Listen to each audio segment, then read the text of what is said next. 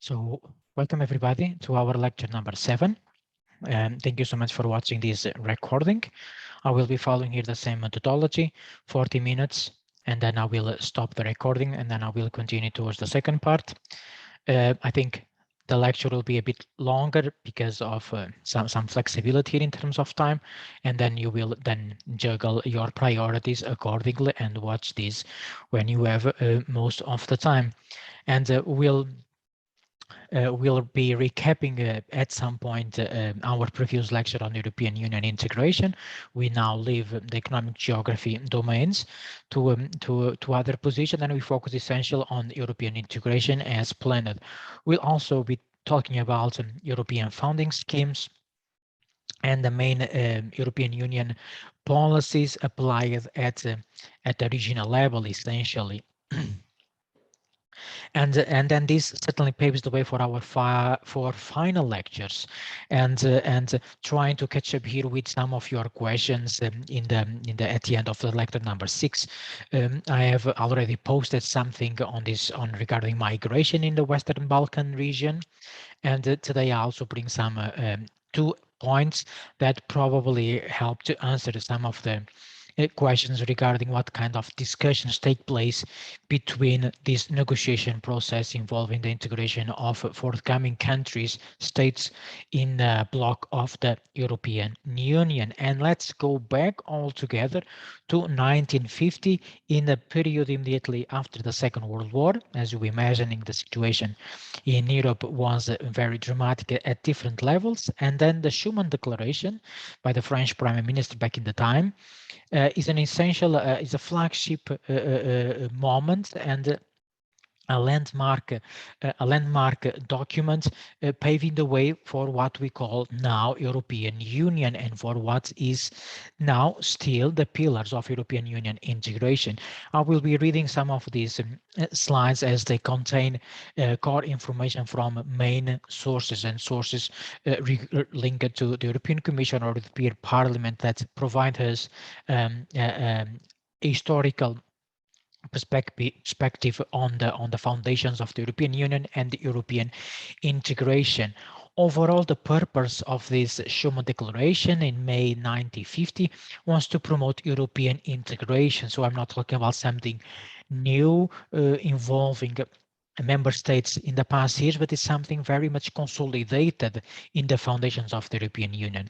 And European Union, talking about European integration, you remember I mentioned to you that I will be bringing to you a more concrete definition of the meaning of European integration is about the process of industrial, economic, political, legal, social, and cultural integration of countries, of states, members, or forthcoming members into the European Union bloc and aligning them with the European Union legislation and institutions that exist. European integration has also become about through or gains effectiveness is operationalized, if you asked me, through the European Union policies and founding schemes. That's why then I bring them to you later on. And these main pillars of the European Union policy, these help to operationalize European integration. So there are concrete elements here that somehow anchor the member states onto the institutionalization of Europe. And there's some historical background here why this group of countries in the Central Europe in the period after the end of the Second World War came together to support each other's reconstruction process. And the ultimate goal of Schuman in this regarding was to mitigate the conflictual relationship between France and Germany back in the days. As you also may understand that I'm talking about a moment in time, 9 of May 1950, but everything involved quite strong and dedicated and very specific negotiations involving the countries in Central Europe years before the signature of this Schuman Declaration, and the same happened involving the other treaties that now compose the European Union. And here then I will be focused, of course, on on the countries in the southern part of Europe. The treaty establishing the European coal and steel community that came immediately after the Schuman Declaration is the starting point for what we currently know European single market and economic integration across the European member states. So everything started with with a focus on the primary resources and primary industrial activity across Central Europe, coal and coal mining and steel industry of steel. And it is this in Paris the treaty was signed in 1951 and then came into force after a couple of months in 1952. And basically, also with some critical writings on this regarding the main purpose here was somehow a step forward towards a more political, institutional, or governance integration of the member states into a European federation.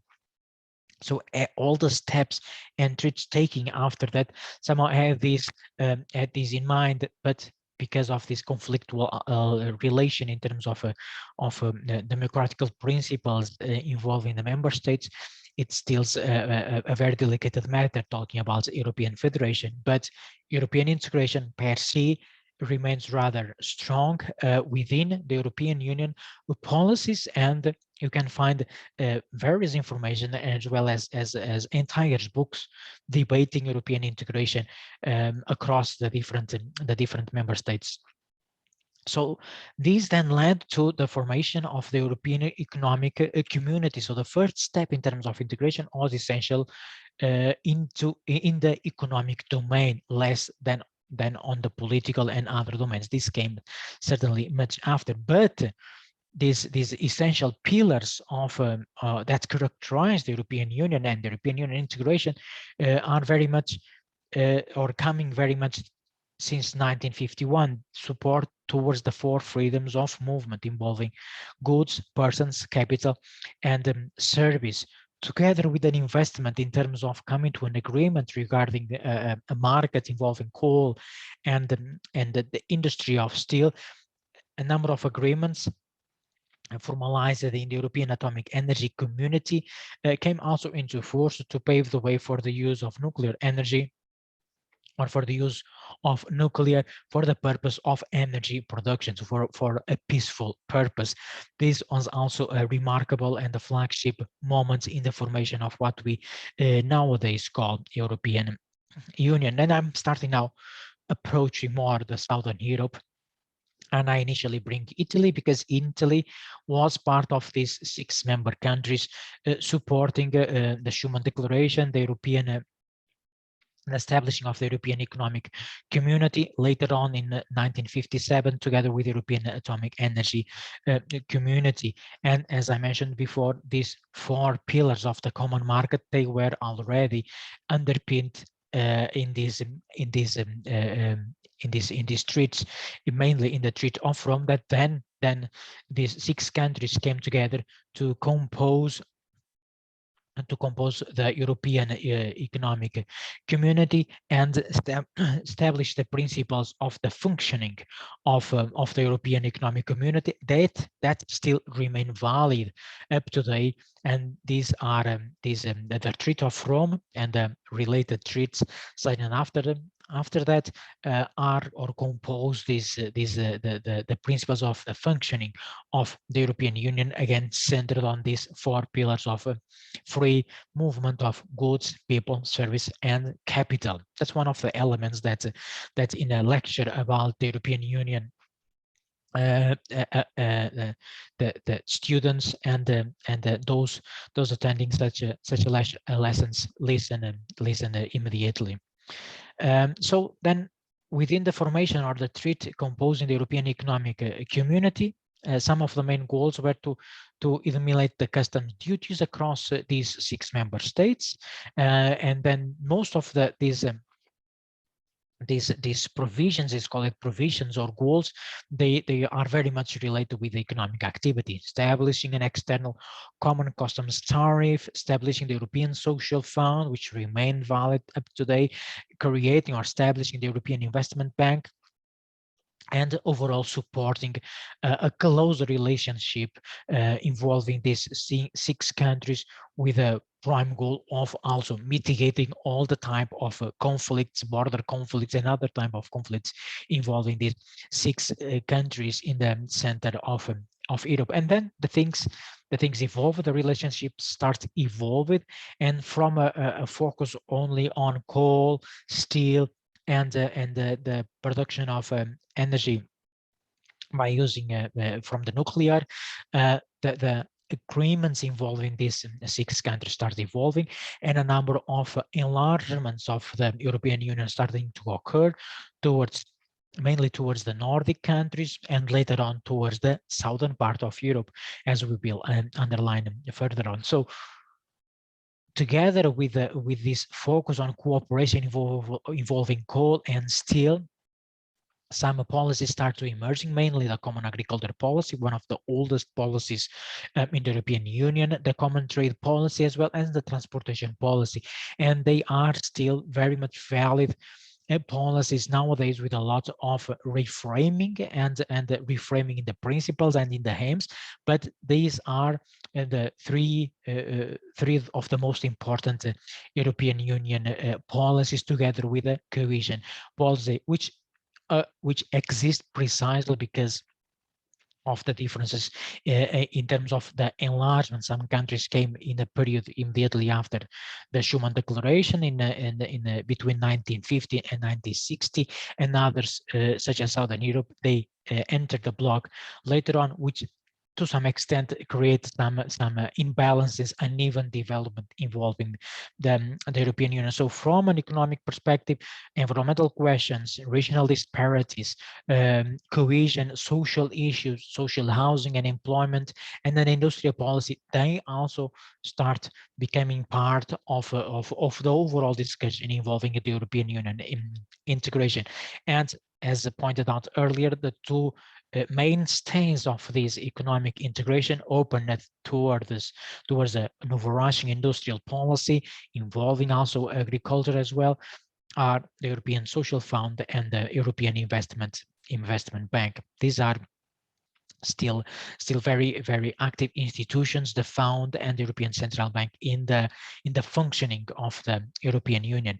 It is also important to underline here that this evolution, this historical process of the European Union integration, first with these six core countries in Central Europe, then with a number of Nordic countries, and later on with the engagement of southern part of Europe, occurred because of also the development worldwide of the neoliberalization economy, the market economy that started expanding worldwide after the end of the Second World War, and somehow as a need to integrate this flux and this network of capital and financial means, then the European countries had to develop also their own institutionalization to enter this liberalization of the economy in the finances. The same happened also with the integration, or the enlargement towards the southern part of Europe.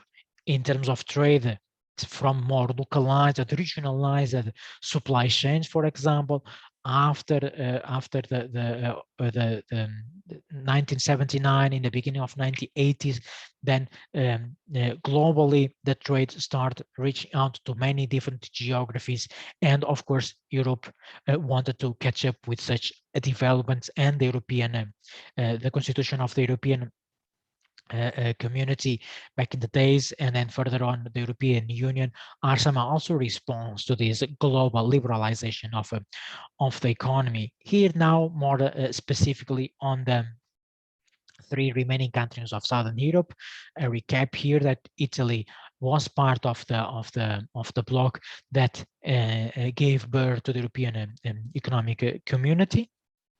And as European Economic Community, being composed essentially by industrialized countries from the central and northern parts of Europe, uh, uh, uh, to fulfill the aims of really reaching the four pillars of the foundations, the common the unified circulation of goods, peoples, and services.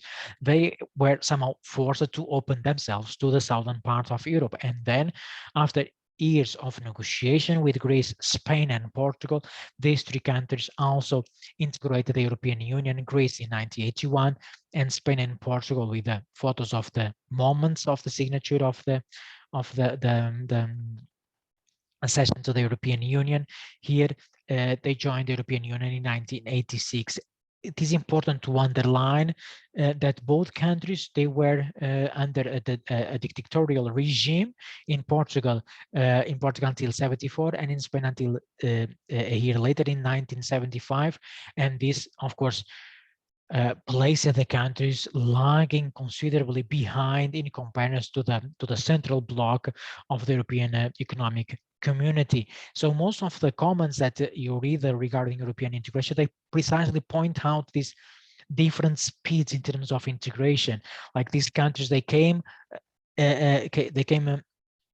they joined the bloc in a moment where these six countries and others that entered later on were already in the pace of integration, of transposing European legislation and policies and other recommendations onto their own legislation. So Greece, Spain, and Portugal, they had to very quickly catch up with this dynamic in terms of political institutionalization, which then resulted in some regional imbalances, involving then what involving the 12 European member states, or involving the 12 European Economic Community member states, in terms of economic terms, as well in terms of social, in the social domains.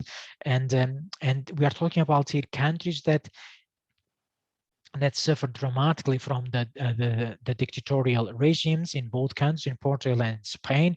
And essentially, this is, I had to go back to a publication from the 90s, 1979, covering here statistics from 1970. So 4 years before, 4 or 5 years before these countries be turned to democratic law.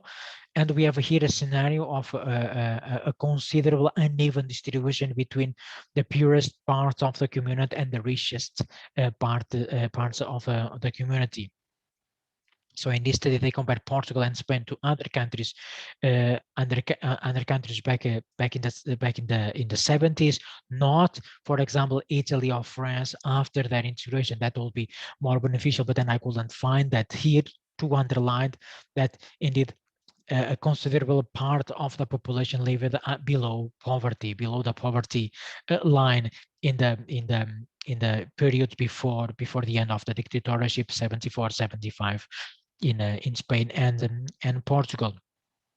So they were in this situation, in the real in need of joining these economic dynamics that were already taking shape in Central Europe. Now then, we continue with this discussion on the European Union integration in the period after that respective integration. So we focus now on the European community composed of 12 countries, which then they came together to develop the single market in 1993, which then takes some time to take shape.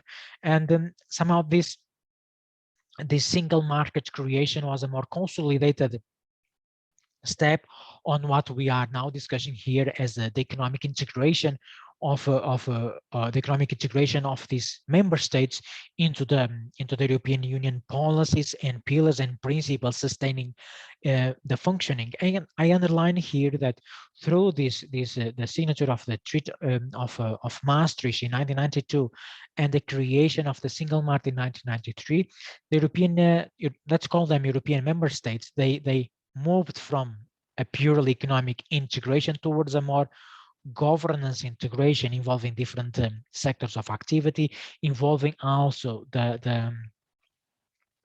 some political powers, the integration of legislation into their own law. So here the process of integration moved rather quickly from purely economic aspects to other aspects impacting the functioning of the society in general, which very much align with what was established in 1950 in the Schuman Declaration. So step by step, the European community turned to a union and somehow expanded its decision-making capacity to different sectors of the society, with the ultimate goal of supporting the free movement of goods, of people, of services, supporting cooperation involving the member states, and supporting the overall quality of life and well-being within the member states of the community.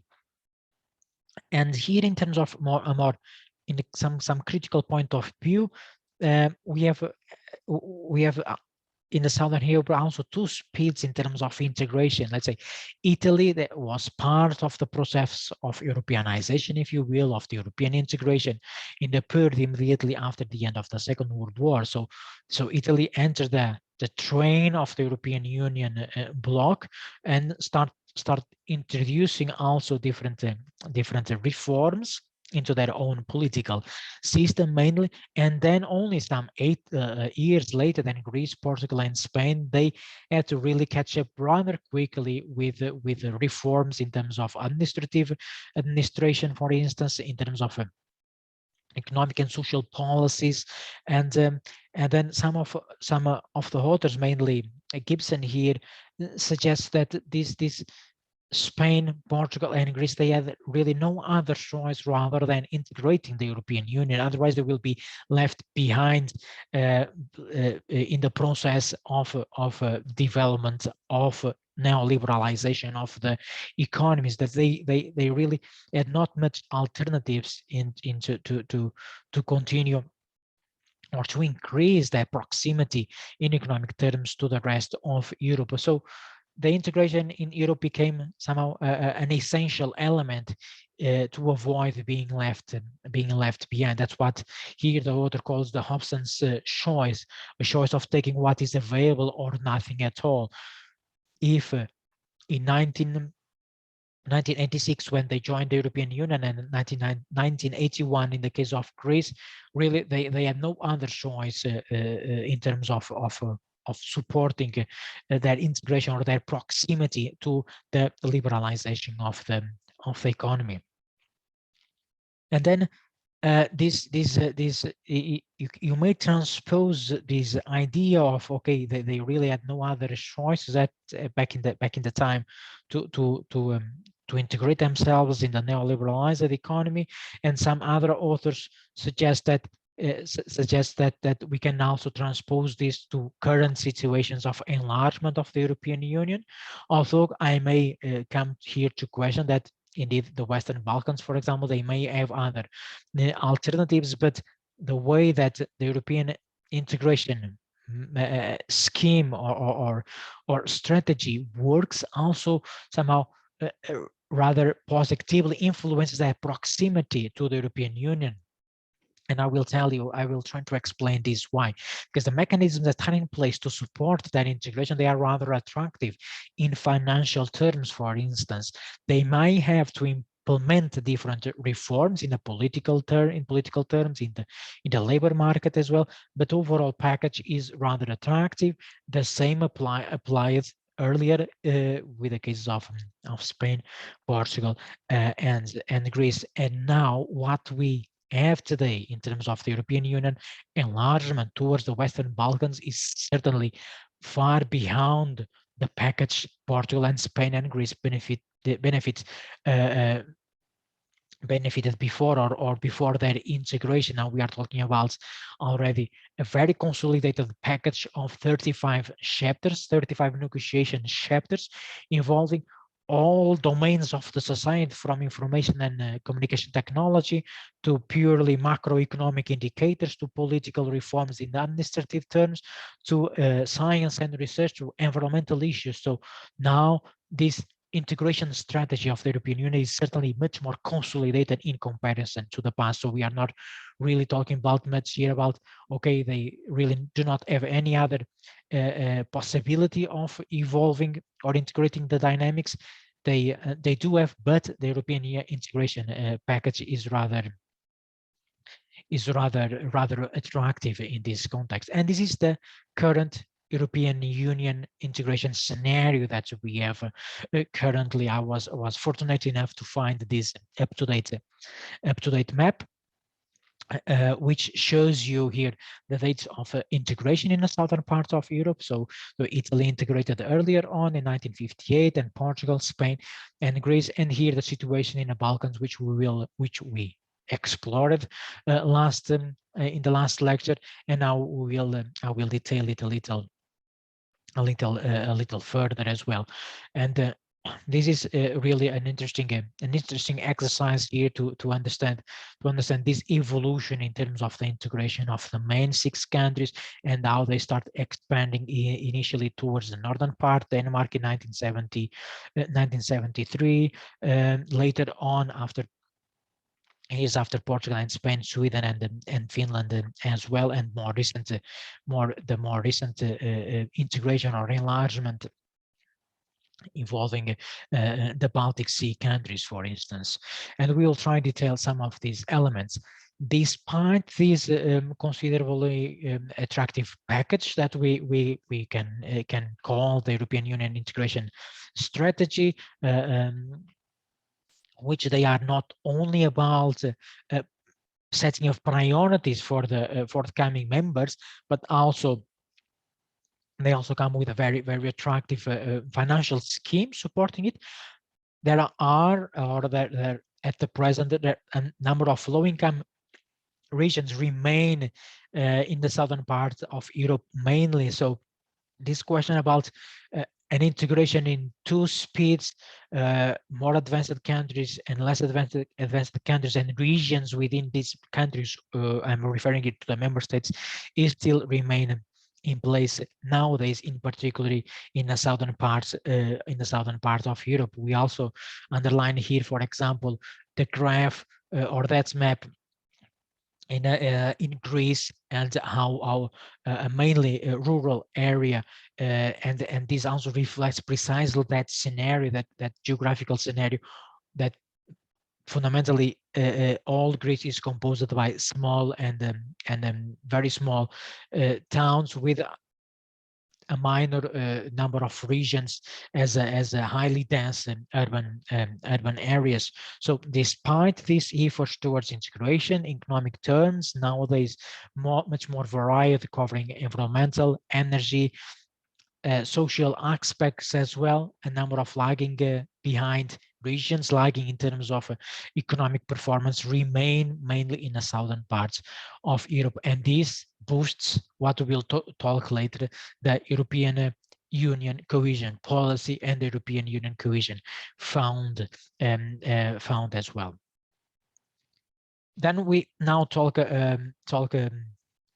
we will talk more about the European Union integration in of the Western Balkans, and somehow I recap here our previous lecture in this regarding, and I have some extra data here to share with you. Hopefully we'll find it also relevant, as although there are different speeds here in terms of integration, and the map I showed you earlier, they classify them a candidate for European Union membership and potential candidate. I call them that they are all candidates.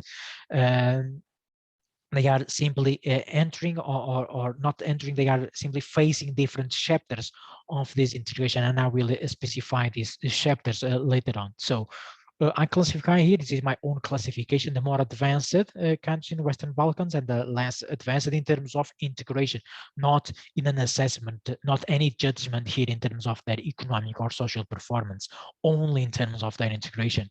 We have Albania, North Macedonia, and Montenegro and Serbia as somehow more advanced in their integration. Why? Because they have already been negotiating most of these 35 accession chapters, accession negotiation chapters.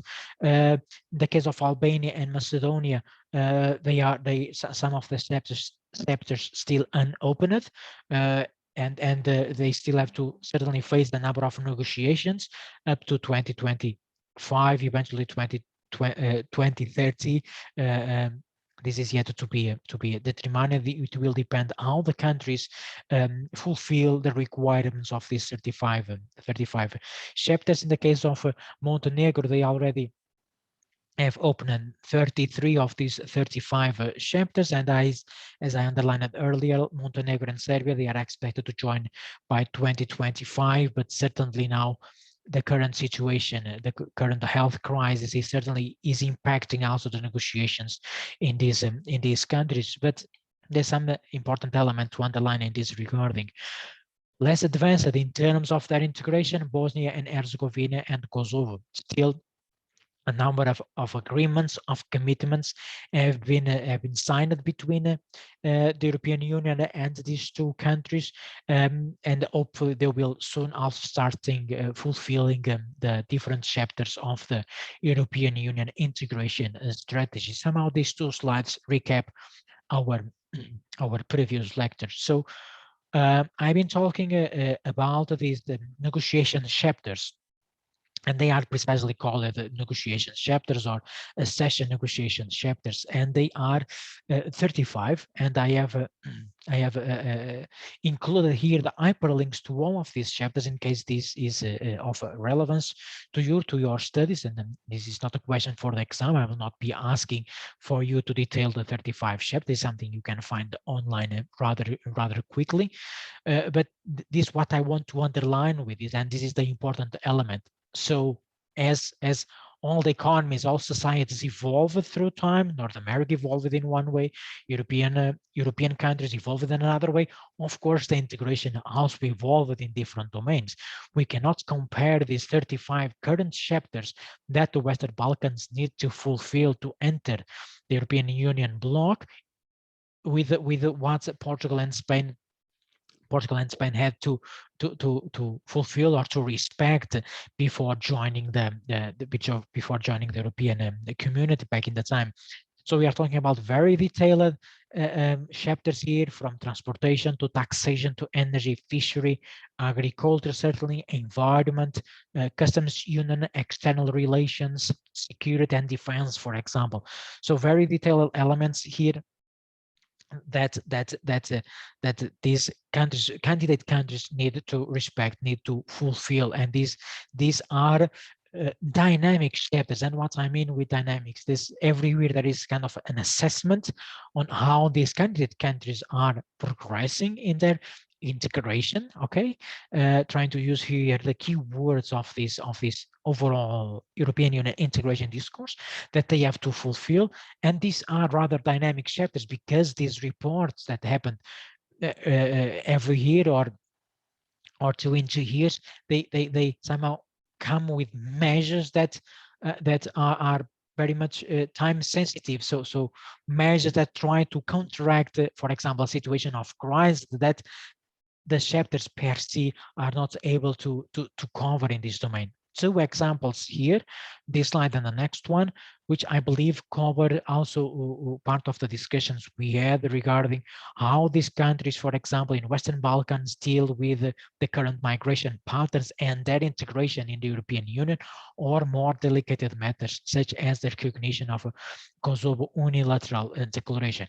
While I do not have an answer to justify the position of Spain of not recognizing Kosovo's unilateral declaration of independence, that's certainly a very delicate geopolitical matter. It certainly involves the question of Catalonia and the call for independence of other autonomous communities in Spain.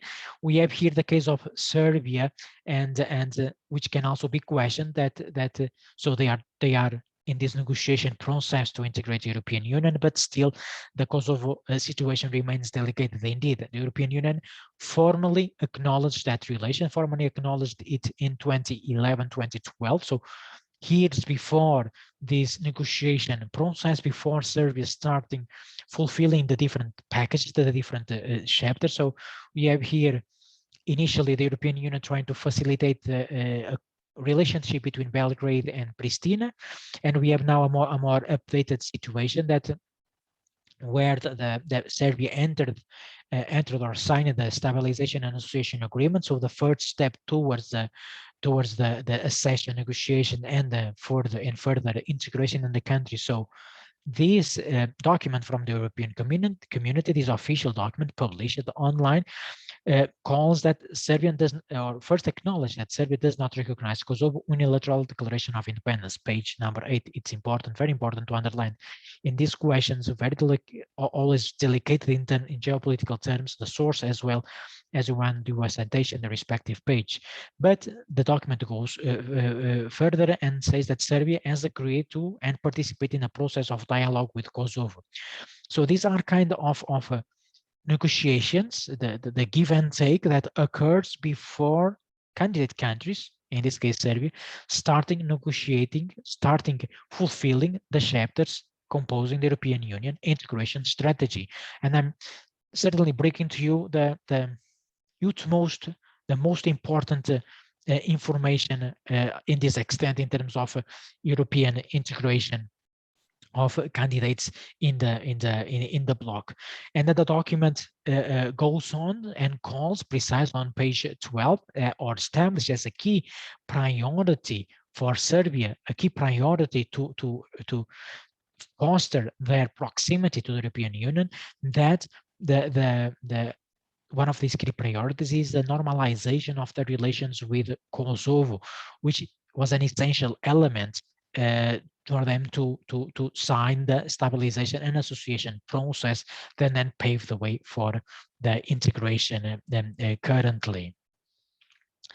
And then we have the case of also Albania, which is very important. And the same applies here to the case of Albania, and what I frame as all about a negotiation. So along with 35 chapters, the Commission releases these annual reports on the enlargement process or in their towards their integration, and they do, for example, underline questions regarding migration and how the candidate countries should address this question. And I have also two citations here that is important to underline. There is another document uploaded onto your OLAT platform that points out the key milestones on this process of integration of the Western Balkans in the European Union. And we have the starting point, 2009 in the case of Albania, and now the current situation with a number of chapters being analyzed and a number of others still in the process of being accumulated in that extent. And this specifically, this report places a question on migration and underlines that they have to, the candidate countries, in this case Albania, needs to fulfill the chapter 2024 on justice, freedom and security. And on migration precisely suggests that the legal framework on migration is largely aligned with the European Union acquis, means the legislation of the European Union, putting it in simple words, but needs updating in line with the more recent developments. This a recommendation from the Commission to the Albanian public authorities. Recently, in February 2021, Albania adopted a new law on asylum, but strategies on integrated border management and on the diaspora were adopted in 2020. So already fulfilling the Chapter 24 requirements. Implementation of the national migration strategy developed by the government in Albania and an action plan for 2019-2022 has continued providing a clear framework for managing and coordinating migration flow. So specifically call from the Commission towards the Albanian government to be attentive and implement the migration strategy in place already, respecting the principles of the European Union, as they suggest, align with the European Union acquis practices, legislation, frameworks. And they recommend that Albania should increase efforts on the early identification of victims and potential victims, in particular of mixed migration flows, and intensify cross-border cooperation with neighboring countries and international cooperation. So again, a call to reinforce for the reinforcement of this cross-border cooperation pillar within the European enlargement strategy or enlargement policy. And these reports emerge not as a result of corridor talking or some more unclear or underground discussions, but clear upfront discussions, and with specific calls from the Commission to these candidate countries to address specific issues. In the case of Serbia, still the relation with Kosovo, and in the case of Albania, as well as other candidates in the Western Balkans regarding migration. And then we continue on detailing these priorities of the European Union integration. And then there is a document which is very interesting in different domains and very helpful for them in the preparation of these lectures. And along these reports and fact sheet summarizing the current state of the integration of the Western Balkans in the European Union. So this the overall EU enlargement package provide the clear guidelines for what it means when we talk about European integration. Okay, here I was fundamentally concerned to analyze the content of such documents to understand the directions they are pointing out, and then again they are emphasizing here issues that are prime issues or grand societal challenges precisely in the current times. So they represent and they mirror these challenges in social terms, migration, for example, and many other components that are essential to improve the quality of life and well-being of the citizens of these candidate countries, more than satisfying the principles, sometimes philosophical principles coming from the genesis of the European Union. So these documents for Albania, Bosnia and Herzegovina, Kosovo, Montenegro, North Macedonia, and Serbia, they point out a number of priorities. And I here give only two examples. And again, I start with Albania, and then I have another example to provide some variety in terms of the examples. And these reports are also available on the online platform. Here in the frame, in this yellow frame, here I put the overall priorities of the document. The document specifies different priorities and places them within the specific chapters, within the specific 35 chapters of the European integration.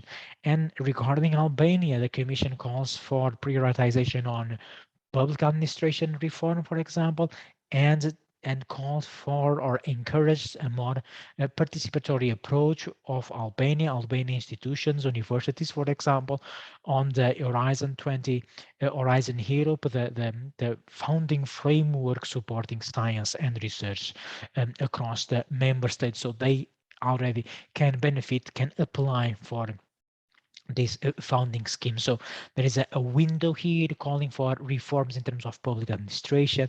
They call that in the coming year, so 2021, 2022, Albania should in particular upgrade the regulatory framework or integrated policy planning and increase the capacities for policy planning and monitoring by rolling out the integrated policy making system, which very much aligns with this integrated planning perspective across different levels of decision making within the European Union. Another domain relevant for us that are embedded within universities, within research institutes that eventually will progress in our career within the same domains. The European Commission and the report frames the priorities in this regard in chapter 25, science and research. they underline that Albania needs to increase the investment in research in line with its own commitments and European research area priorities. So indeed, they should increment support and higher engagement with science and research in areas that are considered priorities within the context of European Union. And important here to underline that they need to continue to develop their smart specialization strategy, which I will tell you what the meaning of this smart specialization strategy, which is one of the pillars of the regional policy in the European Union that remains very valid in the current times and comes already for quite some time ago. In regarding Kosovo, so I bring one more advanced country in terms of their integration and one least advanced country in their integration. Priorities for Kosovo in terms of energy, including decarbonization. What I intend to underline here is precisely this evolution of the European integration to cover domains that are prime issues, grand societal challenges in the present, decarbonization. Also, again, the call to align their strategies with the European Union supported European Union-based smart specialization strategy, and also to implement reforms in that public administration, similar to Albania. So here the question of being more advanced or less advanced is really not a matter. What it matters is the candidate countries to adjust structurally their pillars of behaving in a society, in this case science and research, public administration, and energy, for instance. So they are very specific on their claims. So on one hand they call they call Kosovo to boost their smart specialization strategy, which then can entail varied domains, but they also are specific on the claims, and they call that Kosovo should in particular prioritize the environmental upgrade of the Kosovo B thermal plant power plants and work for decommissioning of the Kosovo A thermal power plant. So they also means, when I say they, I mean the Commission also shows here a knowledge of the local reality and what needs to be done for the country to evolve in a closely to what is going on in the rest of the European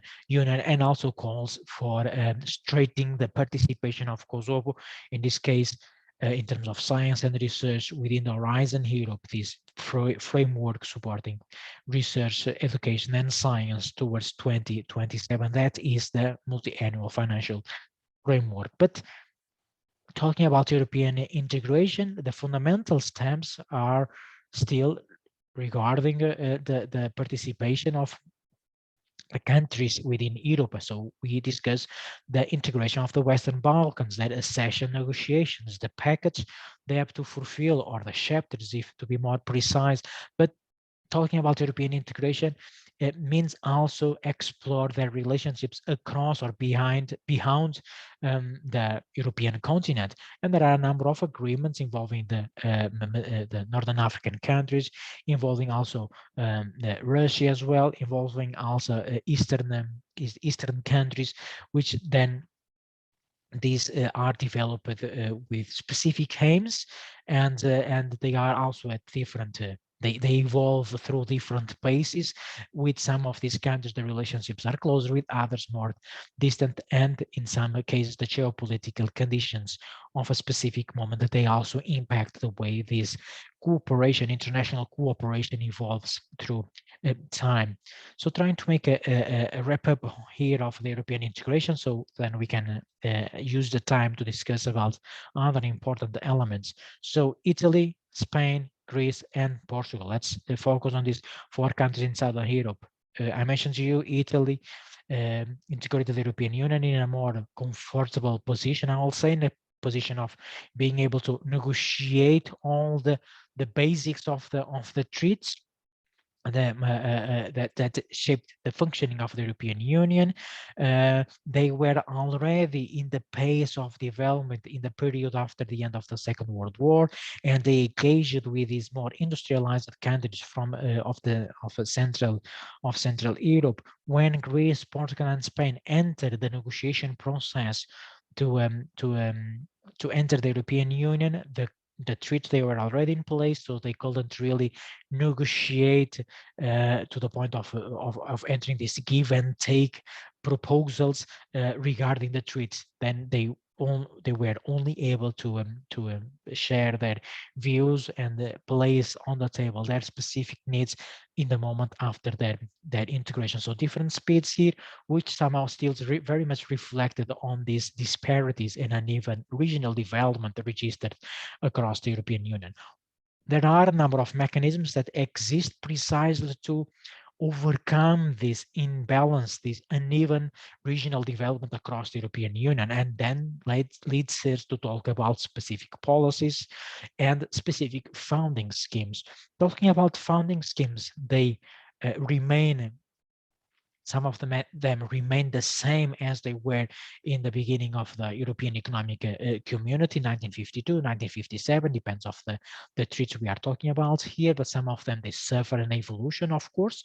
And when we talk about funding schemes, we have to understand the current multi-annual financial framework.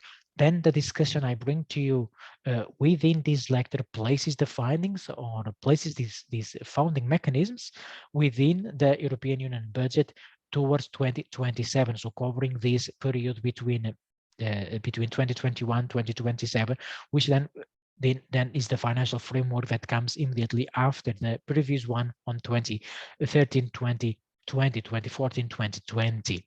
So the funding schemes that then are reshaped to fulfill different needs, different priorities, to accommodate or to make the European Union overall more resilient towards some specific conditions, for example, economic or other type of crisis.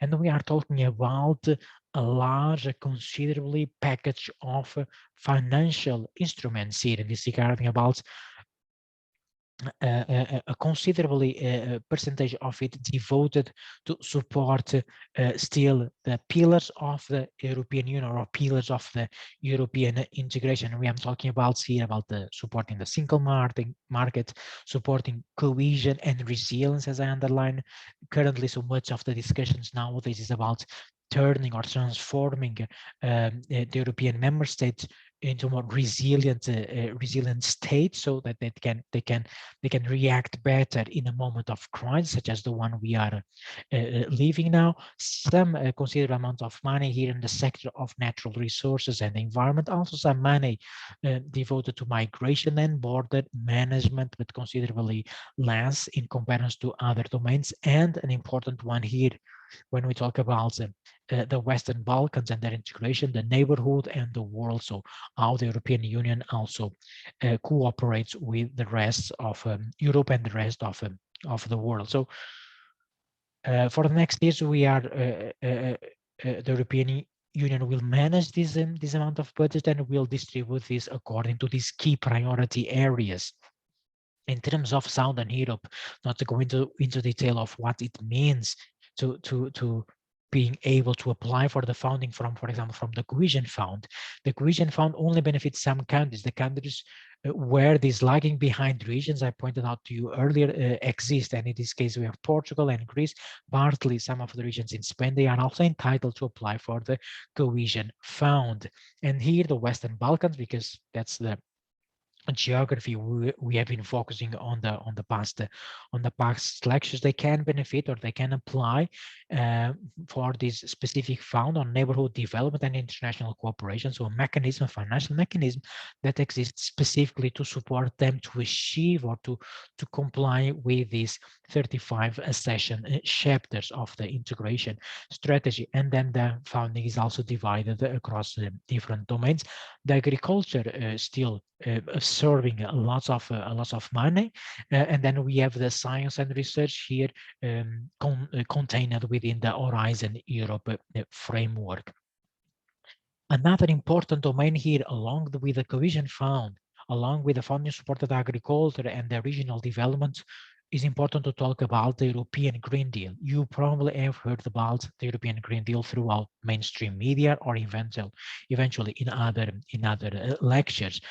So the European Green Deal will determine the priorities in terms of investment across the member states. And the European Green Deal means or is a comprehensive set of measures supporting the transition of the European member states towards a climate neutral bloc by 2050. So all the processes, development processes, strategies, territorial development strategies developed across European member states need to accumulate this requirement to reach a climate neutrality by 2050. This requires or involves climate protection, climate change mitigation, economic recovery, for example, and many other measures that the primary aim is to counteract the business as usual. Then the Commission calls for the member states to start embracing alternative ways of organizing their economic landscape in the way that makes the member states more resilient and more and reduce their ecological footprint. So the European Green Deal is about placing the citizens, placing the communities at the center of attention, and this also means placing their desire of having a healthy and the quality of life and well-being at the center, which then requires strategies covering, for example, the food systems, covering green infrastructures or nature protection, for example. So then the Green Deal is this overarching framework that intends to or works as a guideline for development within the member states and it plays a central role currently in the definition of the European Union policies in different domains, from sustainable development to climate change mitigation. And then the deal is open access. You can access the deal, and the four pillars of the deal somehow reflect the main aim of the deal, that is leave no one behind, which aligns with the goals of the United Nations, with the Sustainable Development Goals. So leave no one behind means placing people at the center, placing not only people per se, not only their social and economic condition, but also the environmental one. That's why part of the pillars are focused on jobs, for example, on the labor activity. Industrial policy remains strong, a sustainable development or sustainable investment to support sustainable development, a pillar on the carbon mitigation, and very important, a new mechanism, a new funding mechanism on supporting the just transition. So the deal calls for this transition of the European member states towards climate neutral countries, and this will certainly require phasing down or phasing out traditional industrial activities such as coal mining, for example, but to some extent, this will impact also some of the local communities. So it's important to mitigate this transformation and with the aim of leaving no one behind. So some people eventually will be losing the job if they start closing mines, for example. So this just transition fund exists precisely to help these member states to overcome the negative consequences of a sustainability transition. Okay, mainly, and we are talking about here transportation sector, energy sector, mainly in this context.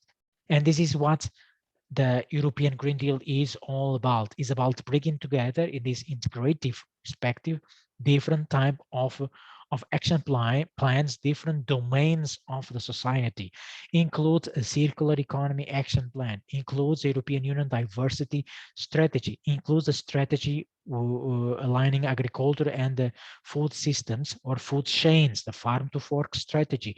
And it certainly places very strong emphasis on the just transition fund, leave no one behind, supporting these sustainability transitions. It involves also some financial mechanism, taxation, for example, sustainable transportation, clean energy. So covers a wide number of domains with the goal of supporting an overall integral and strategic development of the European Union as a whole towards 2050 in a way that makes the countries or in the way that helps the member states to reduce their environmental footprint. Let's come back from this overarching perspective of a deal covering all the European Union member countries to the southern parts of Europe.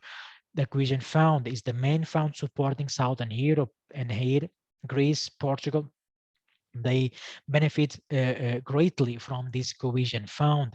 And what it covers essential transportation investments, environmental investments as well, mainly with a goal of improving the infrastructures in general of these member states. And the number of regions, or almost the entire country of Portugal, except the greater metropolitan area of Lisbon, because of the economic indicators and the GDP performance, are entitled to apply for the cohesion fund, and the same applies within the case of Greece. One of the overall goals of this cohesion fund, or it exists with the aim of supporting this integrative transportation uh, integrative transportation policy, a policy that tries to improve the transportation infrastructure across Europe. This is a very much up-to-date map of the intentions of the European Commission in this regard, of improving, for example, the high-speed rail across Europe. As you can see here, Southern Europe, only Spain has been able to develop the high-speed rail. Portugal remains, or still lagging behind in this regarding. And here are all the train corridors that already exist, or are still or are planned and part of this transportation policy. And regions in Portugal, southern Spain, southern Italy, and Greece can apply for. Western Balkans, the sub-region of Southern Europe, and what exists from the European Commission to support their integration. They can apply for the so-called pre-accession assistance financial package. So we have the countries that we've been discussing here, and the overall goal is to facilitate political, institutional, social, and economic reforms within these countries. So if you think, or hopefully this is somehow shaping your perception about this European Union integration. So the Commission does not only put a burden on the candidate countries that they need to fulfill this specific chapter. They need to respect a number of rules in social terms, in the human rights, in justice, in economic reforms and reforms of the public administration, but they also support financially and technically these countries on how to get there. And this is certainly a fundamental aspect, and makes it, you remember I said earlier, the European Union integration strategy rather attractive. And they may have other possibilities of cooperation with Middle East, with China, with Russia, yet the European integration strategy is a sound one. There are specific documents. They can access these documents online, and there are also a number of financial mechanisms supporting that integration. They do have a choice, but what comes from the European Union is certainly much more elaborated and attractive for them to follow. Key founding mechanisms currently in place across the European Union: European Regional Fund, European Social Fund that comes from the genesis of the European Union, the Cohesion Fund I talked about, the Just Transition Fund, very much aligned with the European Green Deal goals, the European Maritime, Fishery and Aquaculture Fund, found to support migration and integration within the European Union, Security Fund, and a board management and visa policy, also with specific funding mechanisms in this regarding. The European Union cohesion policy is one of the main policies of the European Union, supporting, or with the overarching goal of supporting a cohesive territorial development across the European Union. It specifically focuses on the regions with severe and permanent natural or demographic handicaps, regions with a very low population density, islands and cross-border or mountainous regions, and areas affected by the green and digital transition, as well as rural areas within the community. These suffer the most from the so-called sustainability transitions in the energy or transportation sector. So the cohesion policy exists to overcome this uneven development across Europe, and in particular involving Central Europe and the southern parts of Europe. So regions in southern parts, in the southern part of Portugal, in the southern part of Spain, Portugal, southern part of Italy, as well as in Greece. So in terms of policy objectives of these founding mechanisms, they all have more or less the same domain. The same starting point is to support overarching economic development, social economic development of the European Union, supporting the quality of life of the people living within the European Union. But nowadays, they also include a number of vectors, domains, in terms of environmental terms, or nature conservation, or in support of supporting the development of green and blue infrastructures, for example, supporting clean and fair energy transition across the member states, supporting the move towards this circular economy, climate change mitigation. So along with mechanisms intended to support the competitiveness, territorial competitiveness, they still exist, the industrial transformation across member states, these founding mechanisms, they are also in place to support their overall integrated development in different domains, and in specific those domains that help them to fulfill, for example, the goals, the sustainable development goals in different here in different aspects. Some examples of projects sponsored or supported partly or in full by the European Union Cohesion Policy or the Cohesion Found in southern part of Europe. We have examples from Portugal, and they support a variety of projects, from hard infrastructures. For example, here one case in Guimarães, a city in the northern parts of Portugal. They receive, or the municipality receive, funding to develop the cycling paths, connecting parishes, or the small scale municipalities in this urban area. So this is one domain in terms of art infrastructure, and another one completely in a different domain. Another project was sponsored by the Cohesion Fund, is the digital patient. So a technological development operationalized in cooperation between the universities in Porto and the main hospital in Porto, the second largest urban area in the country. So develop this technological equipment to somehow facilitate a diagnosis of the citizens. And they also have a number of projects within the cooperation Spain and Portugal, and a number of projects in this domain involving different types of projects on modern art infrastructures, or modern technological developments, or social developments as well. They are also entitled to apply for the European Union Cohesion Fund. In Spain, other examples, along with the one on the cooperation Portugal-Spain, there's one example of a number of cities across Southern Europe, including Spain and Italy, joining this playful paradigm transfer network, which is focused on using games and playful spaces to engage city stakeholders in urban development. So transportation, art infrastructures, cycling paths, for instance, urban development, and digital the innovation and digital technologies to assist the health sector. These are all projects that can apply for the Cohesion Fund and have been sponsored by the Cohesion Fund. And these are only those examples.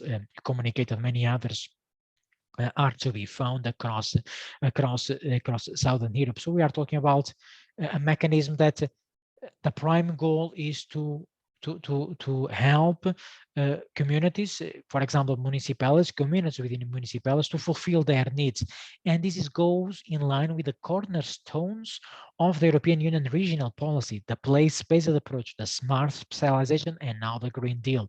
So you may find some of these projects very specific, very micro level, very much what we planning would call place making. So improving these use games and playful spaces in city, very much place making at the micro scale indeed, but they the ultimate goal is to improve the quality of life and well-being, and to fulfill specific needs at the local level, which aligns with the pillars of European Union regional policy. And we couldn't go through a module on European on regional geography without talking about these cornerstones of the European Union regional policy: the place-based approach and the smart specialization, as I will talk next.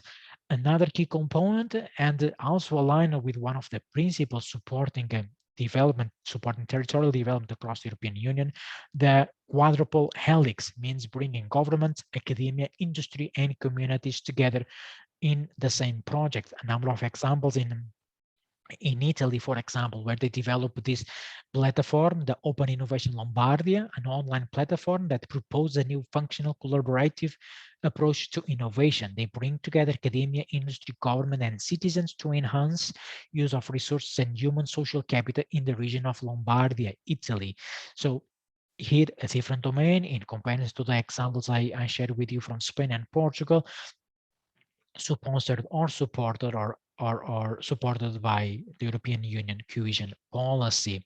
In Greece, a couple of other examples, they cover also different aspects. Here we have one more focus on improving historical neighborhoods, for example. It's some photos between comparing a period before the project, before the implementation of the project and after, and they also have also received funding to support their waste management, which is a domain quite popular across Southern Europe in terms of projects submitting applications to receive to apply for funding from this European Cohesion Fund. So here's some more practical examples that hopefully will help you to grasp the reality, what is going on, or if you visit these countries, or if you live in these countries, if you go there for some other reason, then if you encounter some kind of investment, you may find information about the funding mechanisms used to support such an investment, and then eventually you will see the European flag, you will read the European cohesion policy, and then you will remember, well, we discussed this in regional geography. Now I know the meaning and how which countries can apply for such a fund, and what are the principles behind the European Union cohesion policy or European Union cohesion fund. And the principles are the European industrial strategy, the place-based approach, and the smart specialization strategy as well. The European industrial strategy is in place for many years and has been reframed a number of times to accumulate the reality of the times. And currently, I think this is important to be shared with you, this European industrial strategy. That's why I call this placing the findings, though, placing what we have been discussing alongside ongoing debates, is to turn the industry in Europe, which operates within the single market, coming still from the beginning of the European Economic Community, making the single market more resilient to possible future crises. So this has been very much reshaped throughout past year and at the beginning of this year. So upon the crisis of COVID-19 crisis, for example, and then the earlier crisis, the 2007-2008 economic and financial crisis, the goal of the reframing the industrial strategy in Europe is to turn the regions, turning the member states more resilient towards possible future crises, and then to harmonize the standards of key business services, as well as strengthening the role of the small and medium-sized enterprises. You remember, for example, in Northern Italy, these small and medium-sized enterprises, most of them family-based, they play a fundamental role in supporting the economy of the country. And again, this slide enhances what I've been talking about, why the industrial strategy remains in place and remains a fundamental policy or strategy within the European Union, and the updates, the reframes that has been faced are essentially to accumulate or to make the industry in Europe more capable of responding better in situations of disruption, being this economic or other type of disruptions. Another essential component of the European Union regional policy. We have a couple of minutes here to use to reflect on this approach. I'm talking about the place-based approach that comes from 2009, initially developed by Fabrizio Barca, and the report is also in your platform. And this is the report that I was able to upload it to the platform, the Barca, so-called Barca report, very, very popular, highly cited across academia and policy making, and essentially brings these elements together. Place-based approach as an essential pillar of the European Union regional development policy. First is a policy concept, is a paradigm in regional development, and the overarching objective is to reduce persistent inefficiency.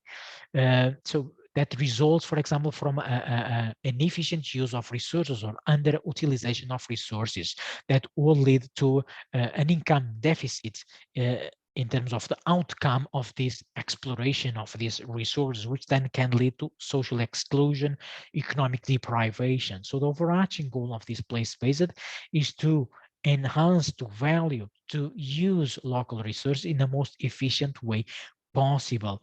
And the geographical dimension here, or the spatial dimension, is essential in the place-based.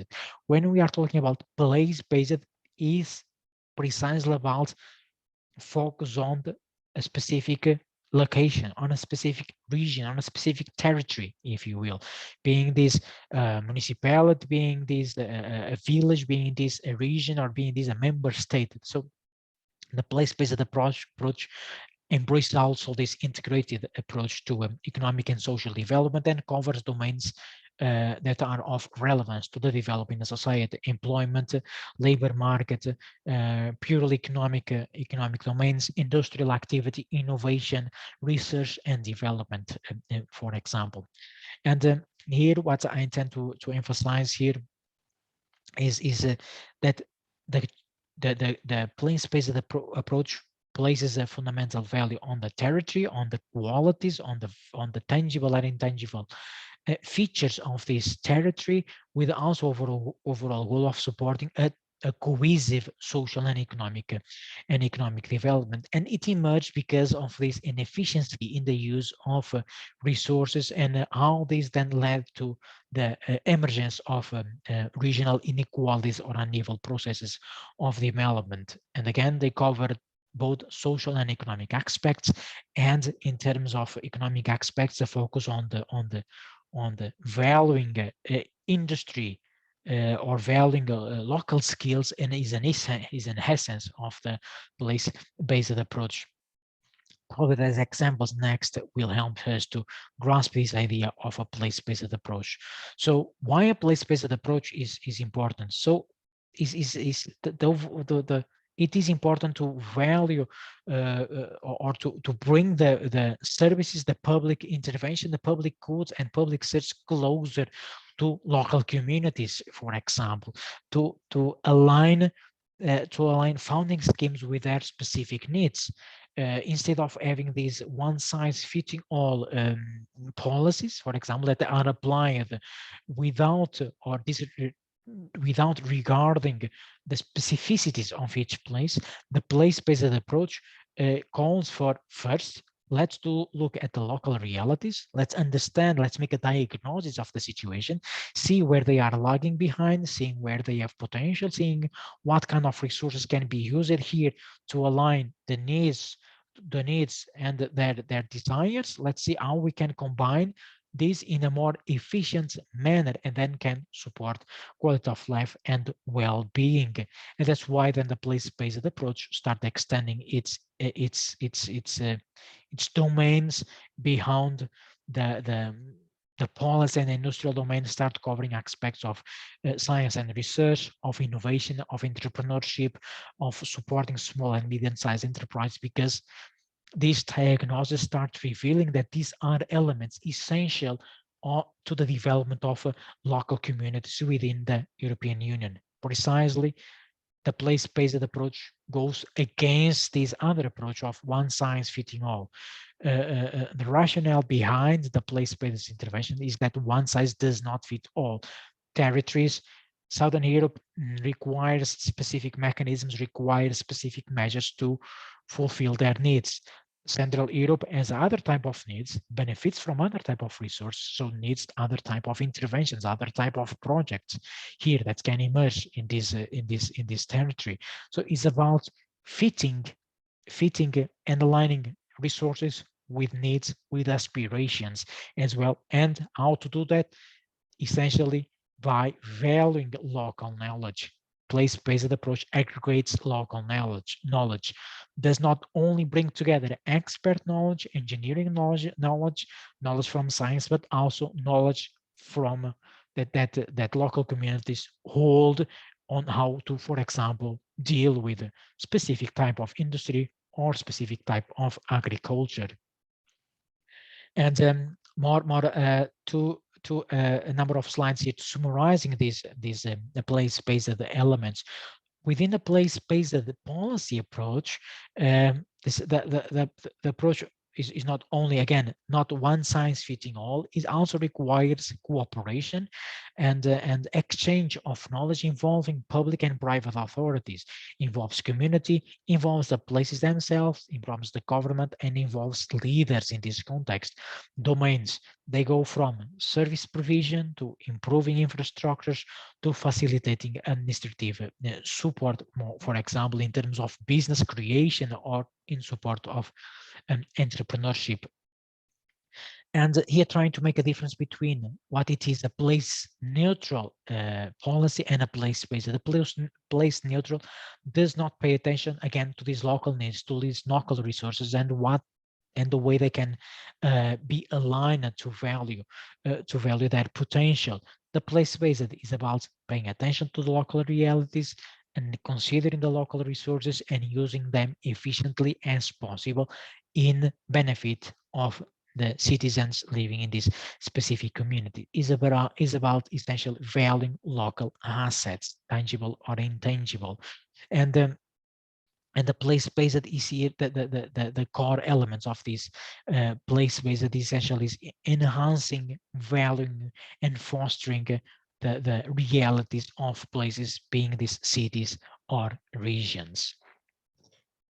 And there are also a number of examples across Europe regarding place-based policies. There are examples in Germany where, for example, and they often take shape through the lenses of clusters. There's this cluster offensive Bavaria initiative.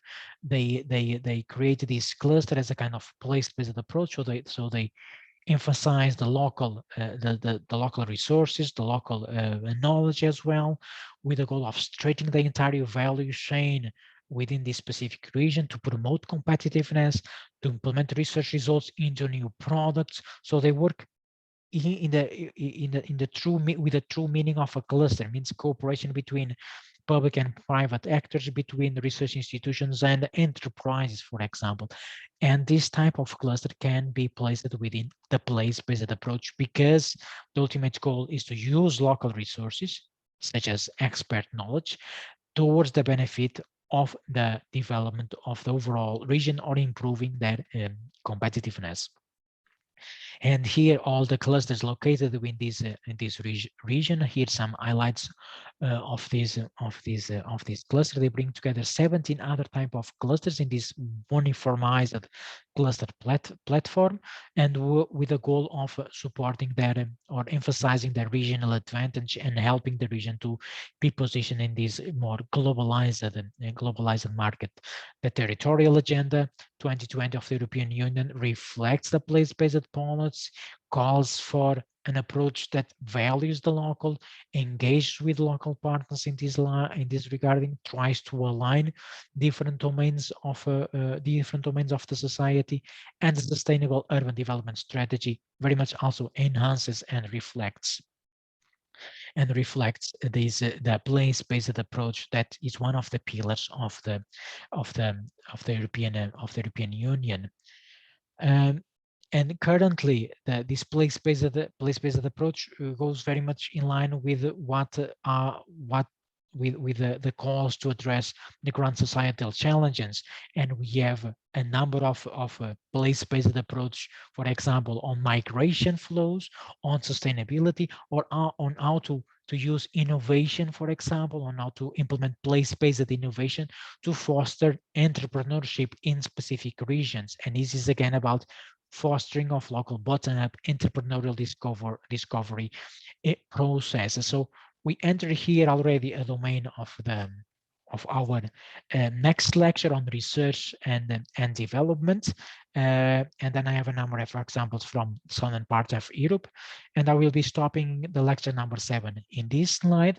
And I will continue in the beginning of next year with a live lecture on the 12th of January on research and development. I will continue exploring the place-based approach, the smart specialization, and how these two main policies impact or impact current regional policy across the European Union, in particular within Southern Europe. So then I will conclude here the lecture. Thank you so much for watching it, and I will see you next lecture. Thank you so much.